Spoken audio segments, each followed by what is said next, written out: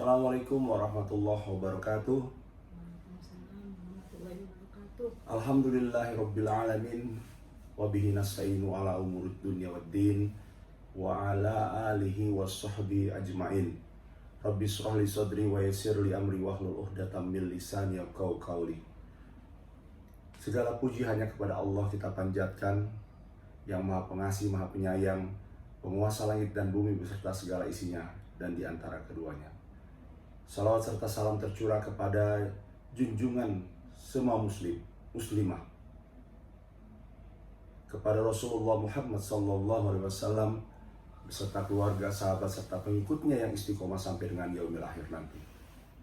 Pemirsa, pada pagi ini kegiatan Sabtu pagi tanggal 5 Desember 2020, selepas sholat subuh berjamaah di Masjid Al-Hikmah KPRI Cijantung 2, kemudian sampai ke rumah sholat, sampai di rumah mengaji, kemudian mendengarkan Islam itu indah dari Ustadz Maulana. Pada pagi ini kita ngobrol-ngobrol karena Sabtu pagi memang rencananya Sabtu dan Minggu pagi ada ngobrol-ngobrol bareng istri, karena hari Sabtu dan Minggu adalah kesempatan kita berdua satu serta anak-anak kumpul yang bisa ngobrol-ngobrol, mulai dari pagi, kemudian makan pagi, kemudian kegiatan kalau misalnya ada rencana kita jalan bareng, makan siang bareng, kalau nggak ada ya kita di rumah bersih-bersih rumah. Nah, pada pagi ini kita mau ngobrol-ngobrol tentang pendidikan anak. Dulu saya tinggal di Tanjung Priok, Jakarta Utara. SD-nya di SD Kebon Bawang, kemudian SMP-nya SMP 30, SMA-nya SMA 13. Antara tahun 72 SD sampai dengan tahun 85 lulus SMA itu pendidikan masih diwarnai karena di daerah Tanjung Priok ya, daerah yang cukup keras, di mana daerah pelabuhan di sana. Jadi orang tua berharap supaya anak-anaknya nggak nakal ya. Jadi kalau misalnya ke masjid itu jadi dari rumah di jalan lurus, kemudian sampai di masjid di Al Mustaqim atau di Al Marhamah. Ada juga guru yang dipanggil ke rumah namanya Ustadz Sadli.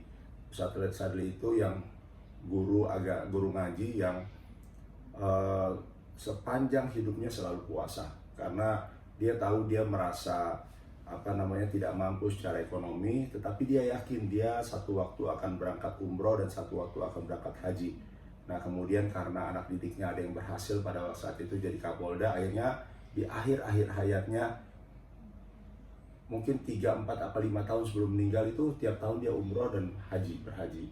Jadi karena keyakinan kepada Allah akhirnya tercapai juga. Nah, itu kita dididik oleh Ustadz Sadli, guru agama, sekaligus saya kirimin surat Fatihah. Auzubillahi minasyaitonirrajim. Bismillahirrahmanirrahim. Alhamdulillahirabbil alamin.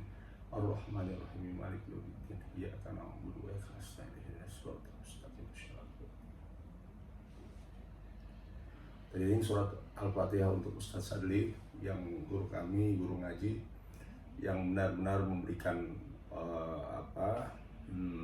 keyakinan bahwa kalau kita percaya kepada Allah, yakin seyakin-yakinnya, apapun yang kita cita-citakan akan tercapai. Meskipun orang bilang itu tidak mungkin, tetapi kalau kita yakin kepada Allah bahwa Allah lah pemilik langit dan bumi beserta segala isinya, betapa kecilnya dunia ini pasti akan tercapai. Dan terbukti Ustadz Sadli yang menjadi penguat kami, penguat saya untuk mencapai suatu tujuan dan cita-cita. Nah itu Bu, saya waktu itu semoga Ustadz Sadli diampuni segala dosanya, diterima segala pahalanya, dan ditempatkan di surga ya Allah, dilapangkan kuburnya, amin amin ya rabbal alamin, dan senantiasa selalu mendapat tempat yang terindah di sisi Allah Subhanahu wa taala, amin amin ya rabbal alamin. Kemudian yang kedua, saya dididik keras Bu waktu itu sama orang tua ya. Jadi memang setiap subuh kita harus sholat bareng di rumah, ada musola, dibuat musola. Sampai sekarang anak-anaknya kalau punya rumah harus ada musola di rumahnya, itu udah ditekankan. Nah itu kalau misalnya bangun pagi atau bangun waktu-waktu sholat, waktu-waktu belajar, orang tua saya itu bawa rotan. Kalau misalnya enggak itu dicambuk anaknya, sampai saya pernah merah-merah, biru-biru ya pada saat itu tahun 70-an. Dan saya anggap itu berhasil ya, sekolah selalu terbaik lah.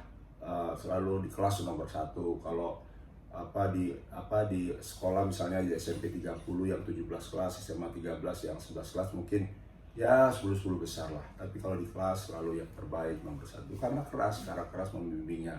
Adik-adik saya juga demikian.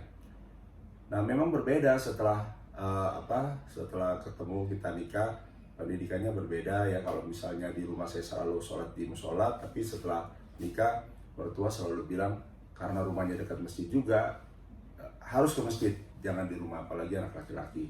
Anak perempuan juga demikian ya. Itu yang membuat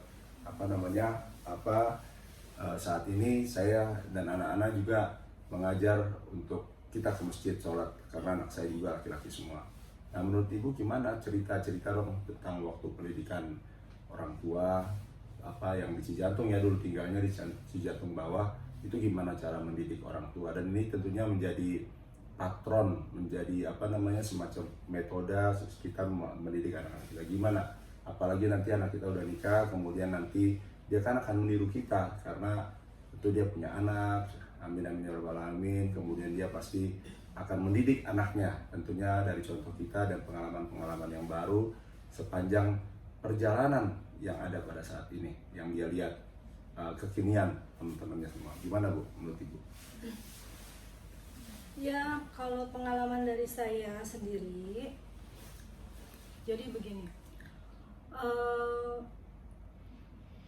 sebetulnya ya sangat penting pada waktu kita menentukan di mana kita tinggal, itu kita pilih tempat tinggal yang paling dekat dengan masjid.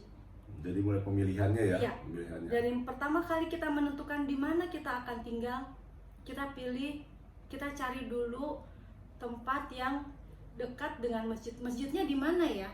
Oh ya, ini masjidnya di sini. Nanti kita akan tinggal di sini. Oh ya, ini cocok berarti dengan kita, itu pertama kali. Nah, dari mulai saya kecil dulu, itu saya memang tinggal di Cijantung Bawah, komplek Cijantung Bawah. Itu ada masjid di sana, di dalam komplek itu. Ini ya, udah Rodotus Solihinnya ini ya? Iya. Pada waktu itu masih musola. Pada waktu itu masih musola. Kemudian kebetulan Yangkung waktu itu yang termasuk salah satu penggagas berdirinya musola itu, kemudian peletakan batu pertama dan lain sebagainya, sampai sekarang benar-benar terbangun masjid yang megah, yang cukup besar dan luar biasa, jamaahnya juga cukup banyak. Jadi kita dari kecil itu dibiasakan sholat itu di masjid ya, meskipun di rumah itu juga ada musola, tapi kita dibiasakan sholat di masjid seperti itu. Ini kebiasaan mungkin juga dari Yangkung sama Yangti dulu di rumahnya ya, dari kecil, karena rumah Yangkung itu, rumah Mbah Putri di Punung Pacitan itu di samping rumahnya masjid. Di samping rumahnya masjid, persis di samping rumahnya. Begitu juga rumahnya Mbah Putri dan Mbah Kakung yang di Ponorogo, itu depan rumahnya masjid. Depan rumahnya. Jadi memang terbiasa untuk selalu sholat itu di masjid gitu. Jadi itu yang diterapkan oleh bapak ibu saya dari kecil kepada kami anak-anaknya gitu. Jadi juga kami dibiasakan untuk selalu sholat di masjid gitu, tidak di rumah. Nah, waktu itu malah kalau kami tidak sholat subuh di masjid,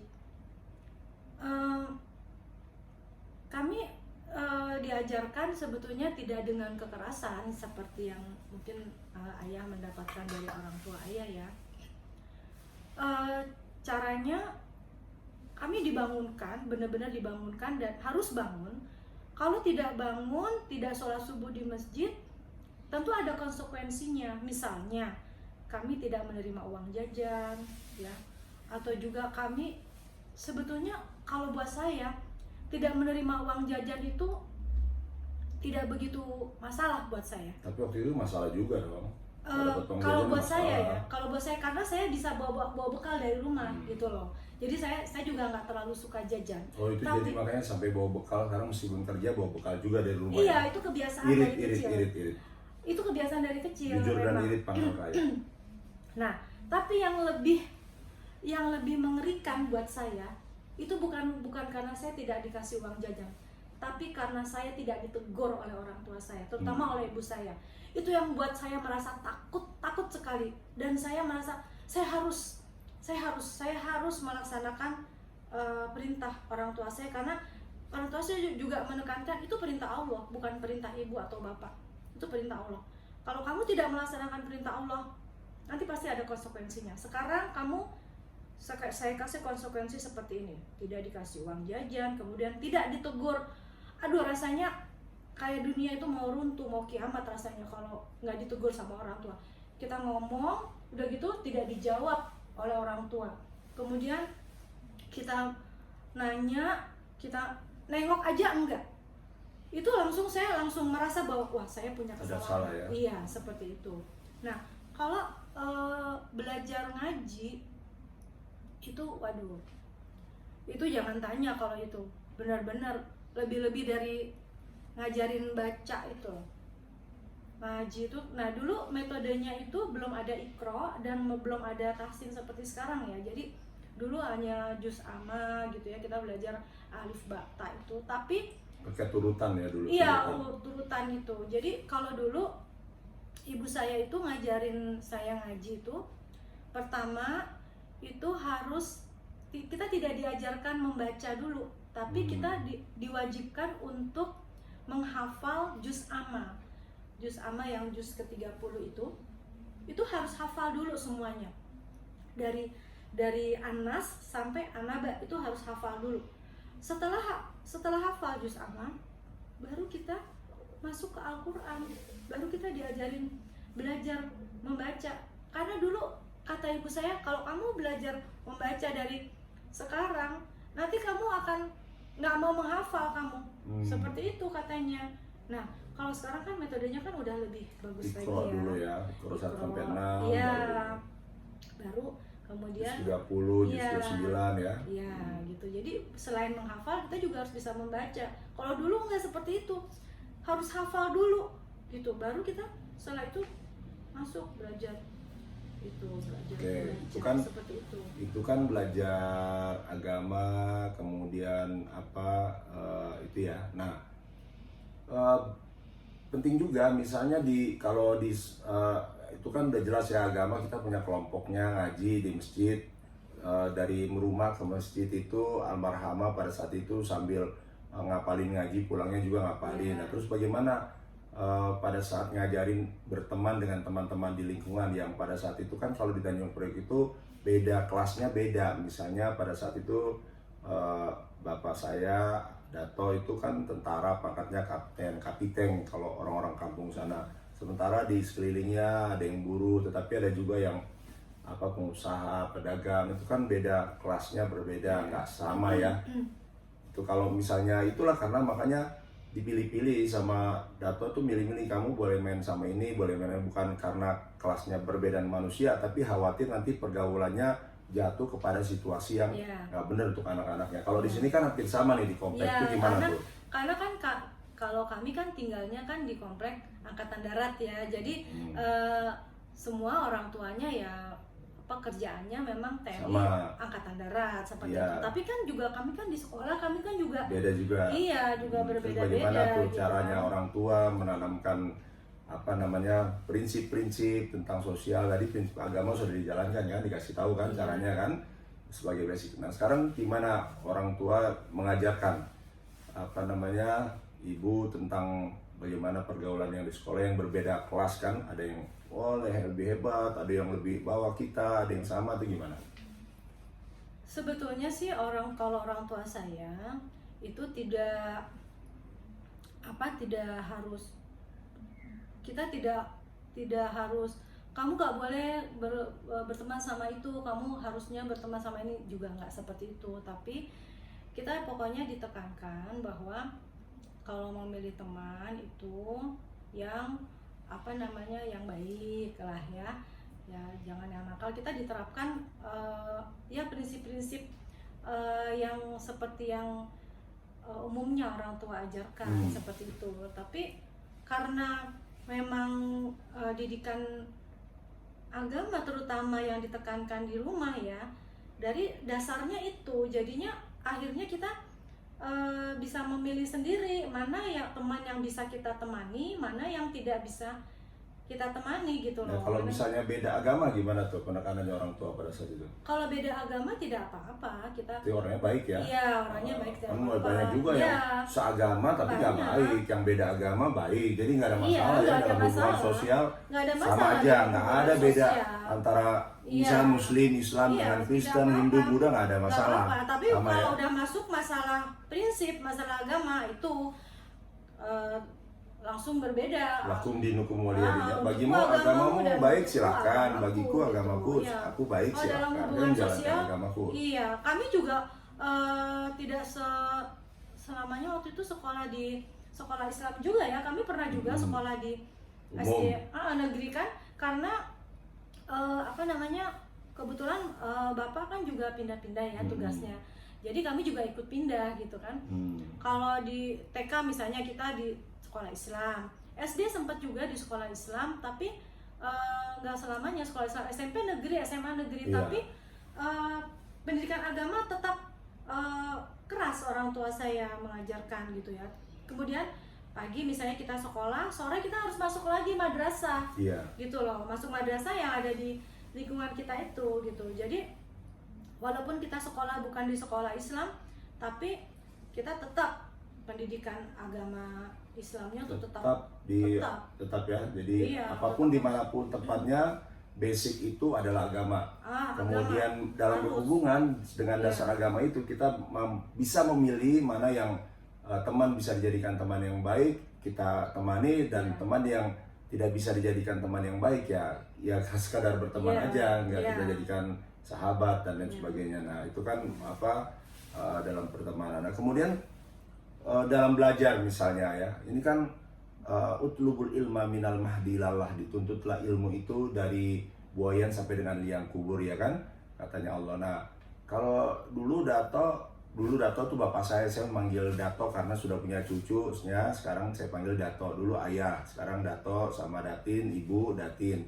Nah Dato dulu tuh karena emang pembelajar sejati ya, jadi rajin belajar karena memang orang nggak mampu dari kampung kemudian sampai di Jakarta, memang belajar benar-benar karena mempunyai ilmu. Dengan punya ilmu tentunya kan Allah akan meninggikan beberapa derajat orang-orang yang berilmu. Jadi itulah mungkin kuncinya ya, sehingga diajarkan juga jadi contoh punya di zaman tahun 70-an itu udah punya ruang baca sendiri, udah punya perpustakaan sendiri dan rapi. Saya aja yang tahun sekarang ini nggak terlalu rapi, itu pada tahun 70-an pangkatnya kapten itu udah luar biasa lah. Di Tanjung Priok mungkin orang belum berpikir tentang membaca, Dato udah punya perpustakaan sendiri, ruang baca sendiri, ruang kerja sendiri pada tahun 70-an itu. Jadi kita juga mencontoh itu sehingga selalu mencoba untuk membaca sehingga untuk menambah ilmu, karena memang guru itu perlu, tetapi basic kita sebagai pribadi pun harus punya ilmu. Jadi kalau misalnya nggak punya ilmu basicnya ya nggak bisa ngapa-ngapain. Nah itu yang ininya yang jadi contoh yang terbaik. Nah gimana kalau misalnya Yangkung sama Yangti ngajarin anak-anaknya tentang belajar itu? Gini, kalau tentang belajar sekolah ya, itu Yangkung sama Yangti itu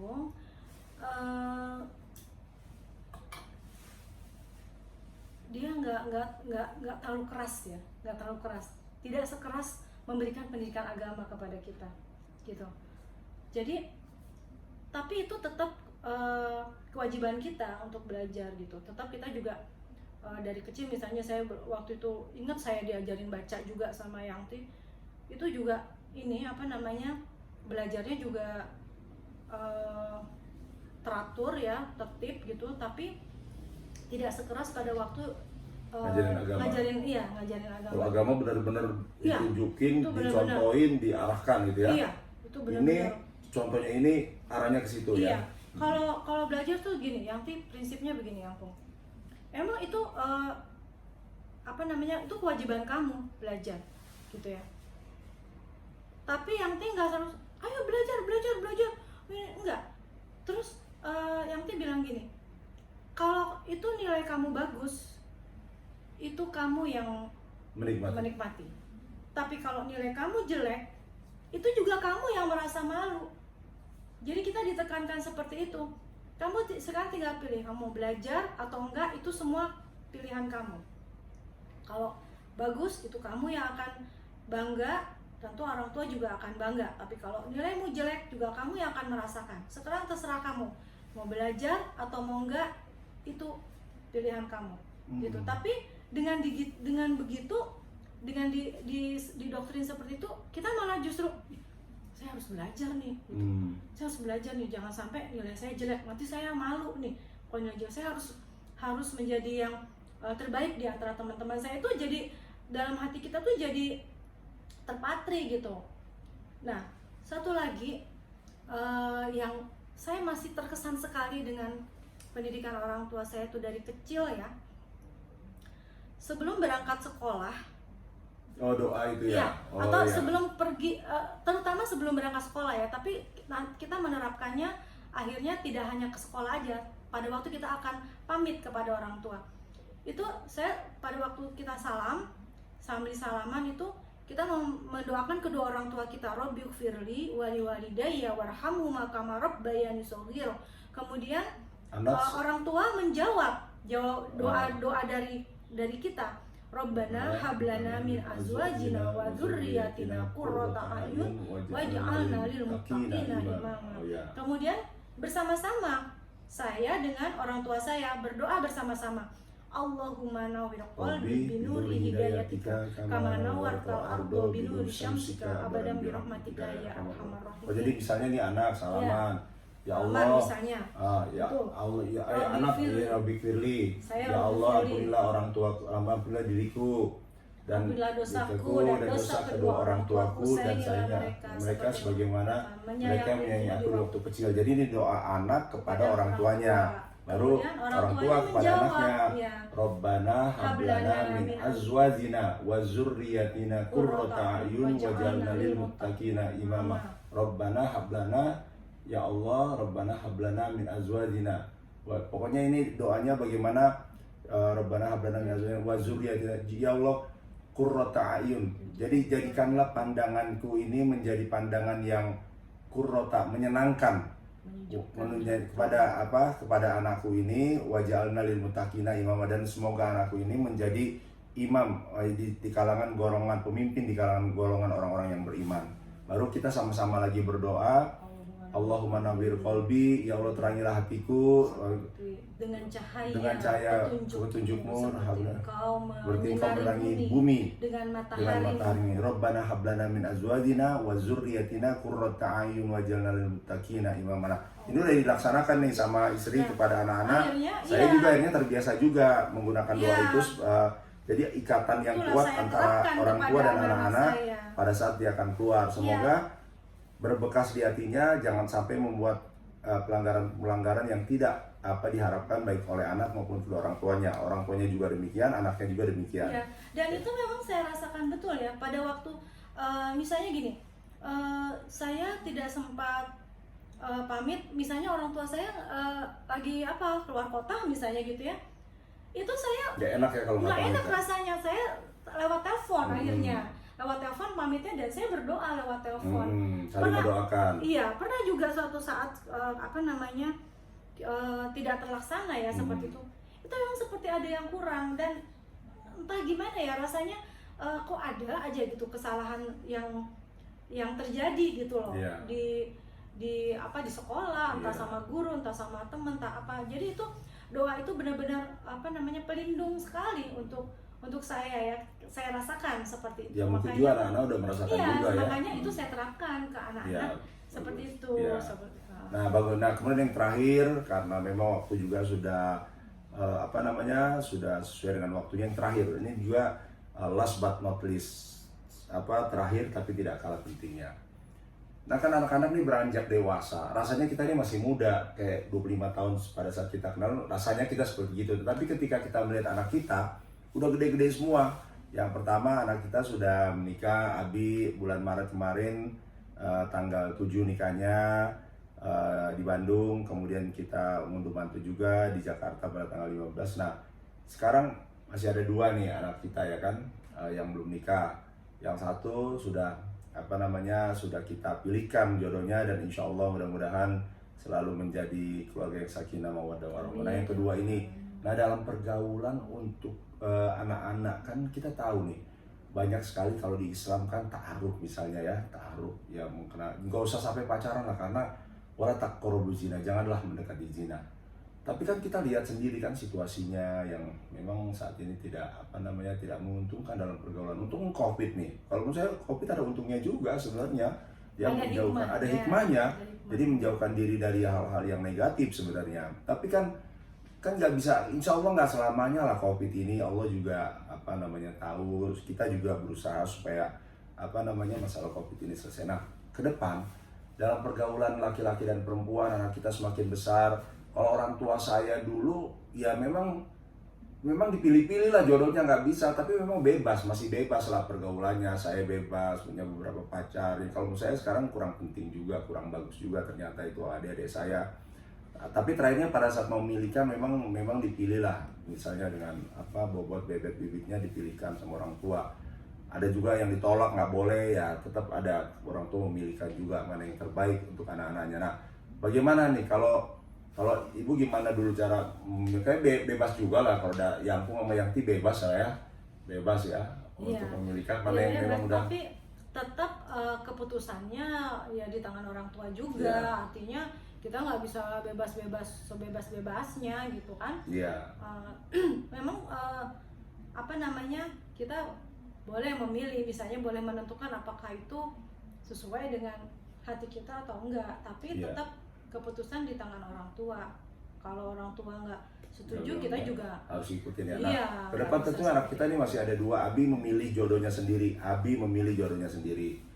Nah, terus kita lihat keluarga besan bagus, makanya kita setuju ya. Dia memilih jodohnya sendiri. Kemudian kita lihat keluarga besan juga bagus, alhamdulillah. Keluarga besarnya juga bagus, kekeluargaan, makanya kita memilih.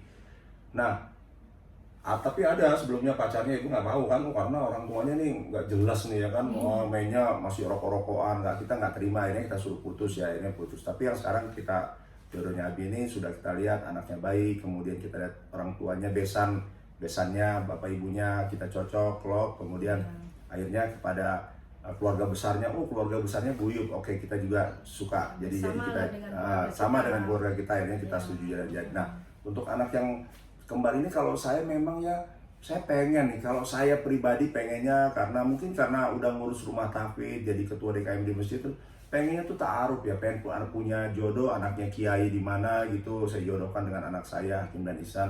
Anaknya juga bagus-bagus ya, Hakim dan Ihsan boleh lah, top lah, baik lah kalau menurut saya, baik anaknya, baik agamanya, pendidikannya, jadinya bagus. Pengen saya nggak mau pacaran Bu, kalau saya.